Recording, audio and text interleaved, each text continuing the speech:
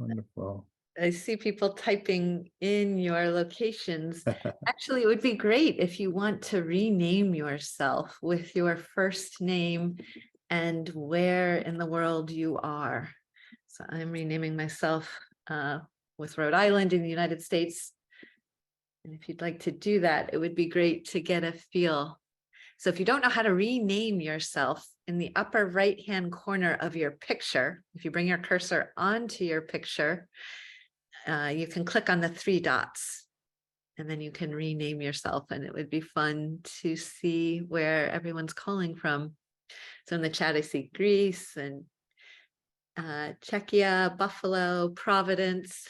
Bethany, we met a little earlier. Welcome back. Hello again. Toronto, hello. Watertown, New York, Madrid, Spain, Alexandria. Unfortunately, I can't see everyone's. If you only use your first name, if you delete your last name, we'll be able to see more of where you are. Vernon, is that Canada? Maryland, Norway, Wakefield. wonderful. Yeah, all over. This is great. Well, shall we get started, Jonathan? Yeah, thank you everyone for joining us. We might have some more people join, but again, we do have a large group. I'll just say again, we are recording this session. We are only recording Erin's screen, so no one else will be on video, but thank you for joining us. My name is Jonathan Carlone, and I work here at Brown University School of Professional Studies, and I work with the mindfulness team for some registration, scheduling, and recruitment. And wonderful to have you here in today's session about cultivating patience. It's going to be led by Erin Wu, one of our senior instructors in mindfulness. And with that, I will hand it off to her. I do welcome you to have your videos on if you'd like, or you can also turn them off. And Erin will begin to lead us in the session. Thank you so much. Thanks, Jonathan. Appreciate it. And welcome, everyone. What a delight to be gathering in this way. As Jonathan said, it would be lovely if you turn on your video so we can create a sense of community for this brief time that we'll be gathering, just an hour together, but really nice to have a sense of people. And as Jonathan said, if that's not comfortable, you don't have to, but it is nice to have a sense of where people are. So just to get a feel for who is in the room, how many of you have taken an MBSR or an MBCT class before? Raise your hand. Okay, so some, great. And how many of you have practiced mindfulness at all? All right, a lot. And how many of you are brand new to mindfulness, have never practiced mindfulness before? Hey, it doesn't look like anyone's new. Okay, someone's asking, what is that? MBSR, mindfulness-based stress reduction, is an 8-week course that we offer at Brown. We actually offer a teacher training program in it, and it is an introductory class to mindfulness.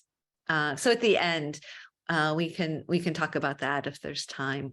We won't use the full session, so there might be time to answer questions about that if anyone has questions then. All right, so we are here today to talk about cultivating patience. And yeah, this practice in which, in my own personal experience, don't always have patience for the practice. So how do we do that? So looking at a way of defining patience, the first definition I came across: the capacity to accept or tolerate delay, trouble, suffering without getting angry or upset. Whoa, that's quite a definition. I don't know that I've achieved that.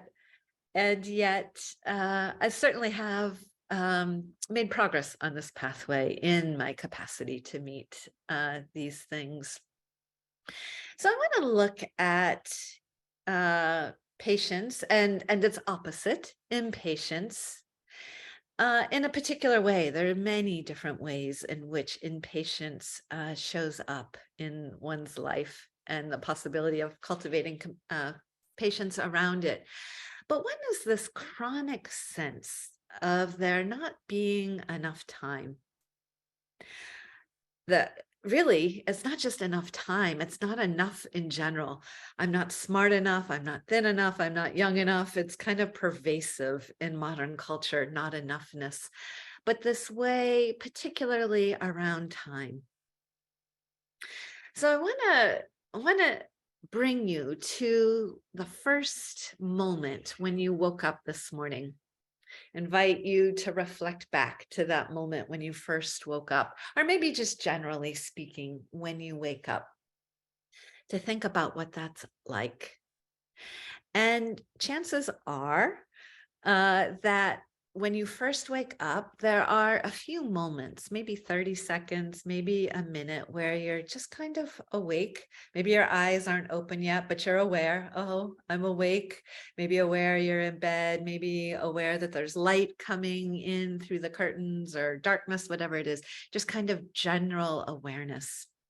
Your mind hasn't really kicked on. You're just kind of in your senses in these first moments of waking up. And then within 30 seconds or a minute, the mind comes online. And there's a good chance that when your mind comes online, the mind starts looking around at the day and, oh my goodness, I have to set up that appointment. I have to remember to reschedule that. And I've got to make sure I make it to the grocery store before I go to work, and on it goes. This long list of things to do, and this kind of low grade sense of not enough time to do it all, not enough me, maybe even a low grade anxiety, or sometimes heightened, of not enough time. And wow, there's a lot to manage. I've got to keep it straight in my mind.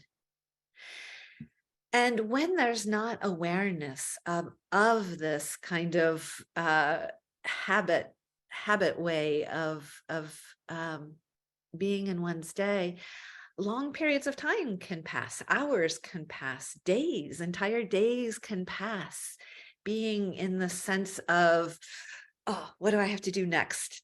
I don't really have enough time to be here because there are all these other things that have to happen. And one's life can take on this shape, which isn't to say everyone here experiences that. And there are different times in one's life when that's more pronounced than others. But I'm curious, how many of you today, when you had signed up for this and then the time came to log on just now, thought, I'm not sure I have enough time today to do this. Maybe I should just keep working. Raise your hand if you considered not coming. I'm seeing some hands and some head nodding. Yes, not enough time to talk about patience. Yeah, so it's chronic in modern culture. So not enough time to attend a webinar, probably also sometimes not enough time to meditate. I don't have time to meditate. I've got to do all these other really important things. So what does mindfulness have to offer about this? What can mindfulness, what can it offer? So one of the best things about mindfulness, in my opinion, there are many great things, there are many best things. So just one of the many great things about mindfulness is that what arises in one's daily life, the challenges one experiences in one's daily life arise in practice. And for many people, there's this sense of, oh, this is a problem. I'm meditating, so my mind is supposed to be focused. I'm supposed to have this empty mind. I'm supposed to be peaceful and at rest. And now these things that are in my regular life are happening, and I don't want this. I want to feel calm and relaxed. So yes, when there are periods of practice, when there's a sense of calm and ease, that's delightful and wonderful when that arises. But I want to suggest that when So in the case of the topic today, impatience arises. This is actually really good news when it arises in one's practice. It's not a problem. It's not something to push away so I can do the real thing of practicing. When patience isn't there, when impatience is there, or anything that might arise, you've set aside the time to practice. So now there's this possibility of saying, oh, okay, I can get to know this. I can be curious about this. I can notice that I have an habitual way of reacting in this situation. And instead, I can use this time to get to know it. So curious, how many of you experience impatience when you're practicing? I should be doing something else. My mind is wandering. I don't like this.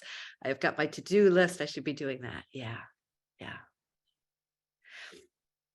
And how many of you experience frustration? Like, oh, this shouldn't be happening when that arises. Yeah. Yeah. Lots of you. All right. So here's a possibility. As I said, instead of seeing this as a problem, you might say to yourself, oh, great, here's impatience. Here it is. Here's not enough time. Or here's this to-do list that just doesn't end. Or here's restlessness, or whatever variation of it you're experiencing. This is great. I'm going to be curious about it. I'm going to see what's happening, and I'm going to learn something about it in my practice. Because the way to cultivate patience is through being with impatience. It's not pushing it away, making it magically go away. It's actually being with impatience so that I can learn something about it. So I can see what my habits are and how I might be with it in a different way. So there are some primary ways in which you can be curious.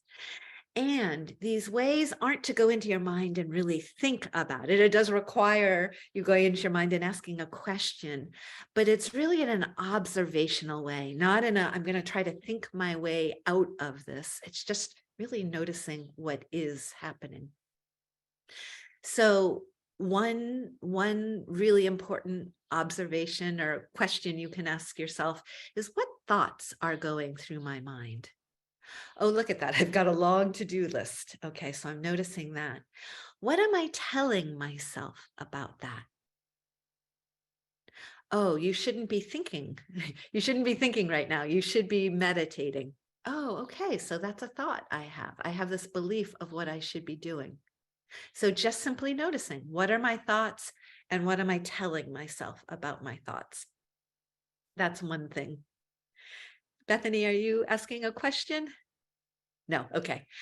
The second thing is, what am I noticing emotionally? What emotions are present? Am I frustrated? Am I angry? What emotions? And just noticing clearly what emotions are here. And then the third noticing is, what am I feeling in my body? Often, if you're noticing an emotion, you'll feel some sense of it in your body. So if you're feeling any form of impatience, often it's felt in the body in some way, a tightening in your chest, some clenching in some way, a knot in your stomach, many different ways in which it might be experienced. Name it to tame it. Someone has written in the chat. Yeah, that's Dan Siegel. So when you notice these things, there can be this tendency to go into your mind and figure them out. And as I said, that's not what you're invited to do here. And it's okay if you do. But here's the key, is to bring kindness to whatever it is you're noticing, whether they be thoughts, emotions, or sensations in your body, bringing kindness. And a lot of people say, what's that? How do I bring kindness to what's going on? So I'll give an example. Oh, darling, of course you feel impatience. Of course. You have so much to do. It's okay to feel this way. I'm here. I'm here right now. So something along those lines. One key to kindness, which often turns it around for people, is what would you say to a friend who was experiencing that? That's what you could say to yourself. For many of us, it's not obvious that what we would say to a friend is the same kind of kindness we could offer to ourselves. So just bringing kindness to whatever it is. And embedded in this kindness, in those words that I used, is this acknowledgement of it. It's not like pushing it away. Oh, you shouldn't feel that way. It's an acknowledgement of, oh, that's how I feel. That's what I'm experiencing. So embedded in this kindness is this acknowledging. And then the possibility of letting all of the story of what's going on go and coming into your body and just feeling it in your body. So we're going to do a practice around this to try it and see how it goes. So a few disclaimers. This isn't magic. It's not going to make all of your impatience go away. You're not suddenly going to be magically patient. It's a practice of cultivating patience over time. So this is a practice that you could engage with to cultivate patience in both your practice and by cultivating it in your practice in your life. And it's not a technique. We're not doing this to make impatience go away. We're doing this to bring kindness to how things are right now. When we do things at the level of technique to get something, it's not nearly as effective as I'm gonna be here right now with my impatience. All right, so a brief overview. We'll do a short practice now, about 10 minutes, and then a chance to check in and see how it was, what you experienced, and what questions you might have. So with that, we'll go ahead and move to a practice. A few things. You are always in choice. If anything isn't working for you, you can always do a different form of practice and you can stop altogether. What I'm offering here is just a suggestion, but you're always free to modify in any way. If something doesn't feel right, then you should practice in a different way or even stop. All right, so with that, if you're comfortable, you can close your eyes. You don't have to. You can just look downward. And if you want to move your body away from the screen, you're welcome to do that. If it feels uncomfortable being right on the screen, you're welcome to move away a bit. And so settling in, connecting with your body, with this moment.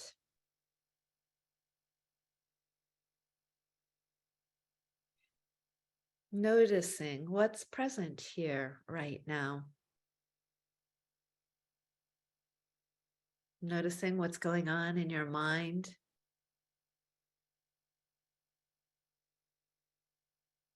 And what emotions might be present.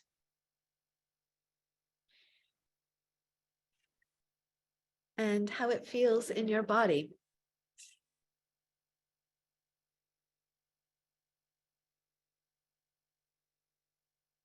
Possibility of bringing kindness to whatever it is you're noticing.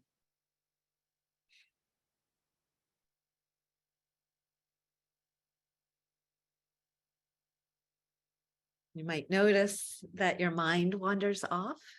And when it does, this is fine. It's not a problem. Gently bringing your attention back to wherever we are.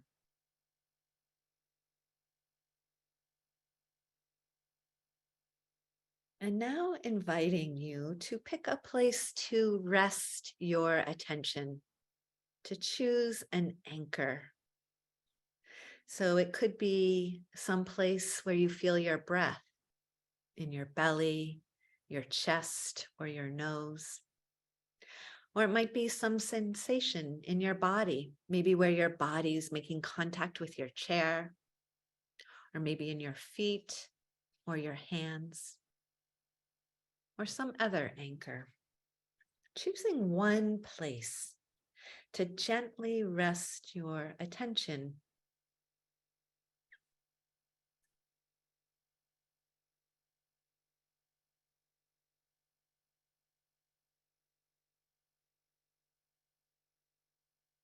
And as you do that, you'll probably notice that your mind wanders off.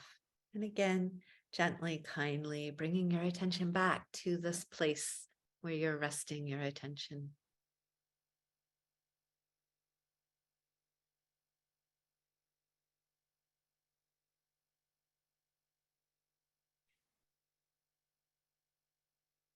Noticing what it feels like as you do this.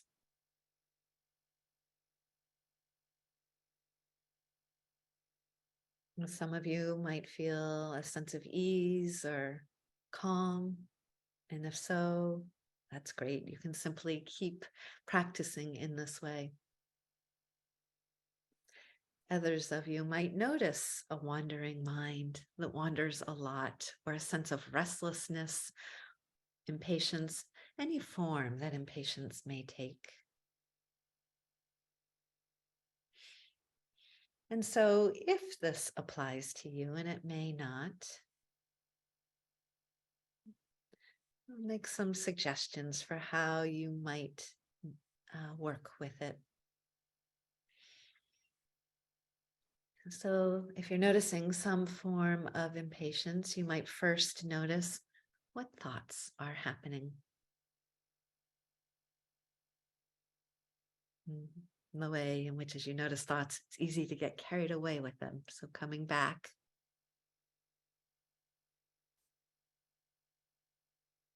And what am I telling myself about this? Am I saying it's okay? Gently coming back to my anchor? Or are you getting frustrated, telling yourself you're not doing it right? Critical voice.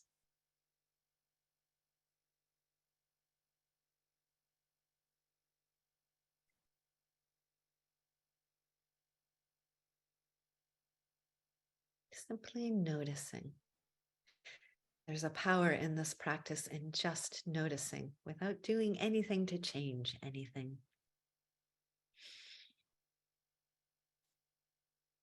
And noticing what emotions are present.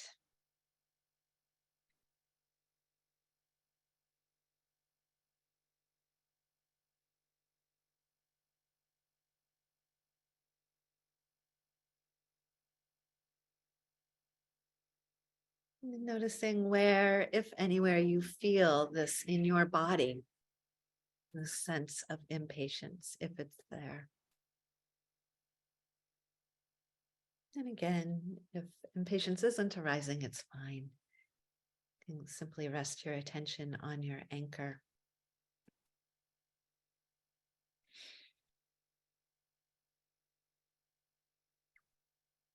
And if you are experiencing some form of impatience, or really anything unpleasant at all, remembering to bring kindness to whatever it is you're noticing. Oh, my darling, of course, this is how you feel. It's okay. It's okay to feel this way. I'm here. Or whatever words might feel appropriate.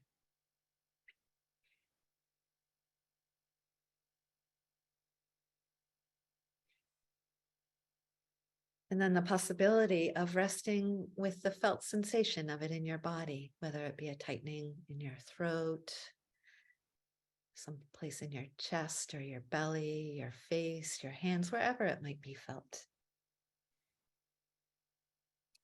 If you're not sure where you feel it, just rest your attention in your whole body. Notice if your mind gets carried away with thoughts about it. It's okay. It's not a problem. Noticing that and coming back again. Not making thoughts into a problem. Getting really curious. Ah, here it is. What can I notice?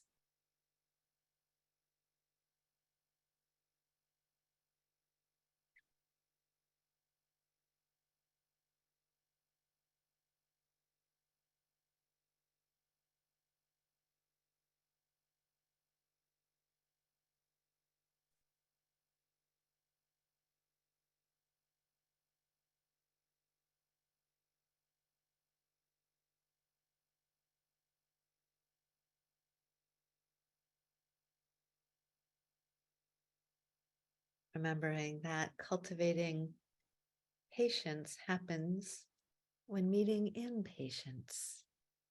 So if impatience is here, welcoming it. Hello, impatience.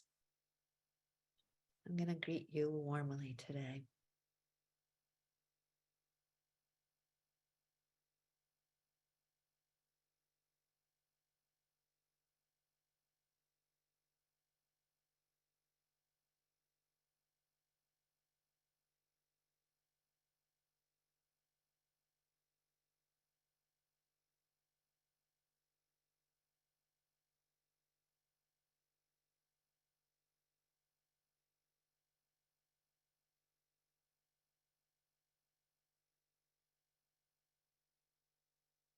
And if you are feeling impatience and it subsides, you can always return to your anchor,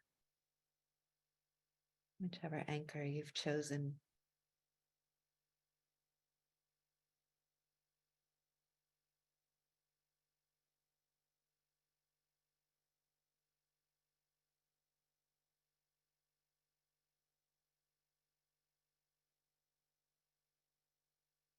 So we'll bring this practice to close in just a few more moments. And perhaps bringing a sense of appreciation for the fact that you've practiced in this way, however it's been, even if it's been challenging, and that you even showed up today. So many of you said, I'm not even sure I could make it today. So appreciating the fact that you're here and have chosen to spend time in this way. So in a moment, you'll hear the sound of a bell ringing, and you can turn your attention to it fully if you like.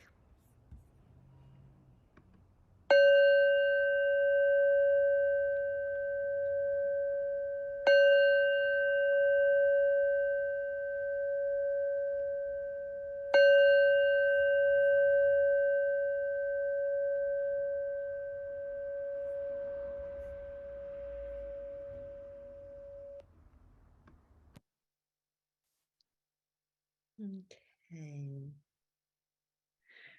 Oh, opening your eyes as you feel ready. If you want to stretch out after sitting still, that might feel good. Bringing some movement into the body. And appreciating the chance to practice with you in this way.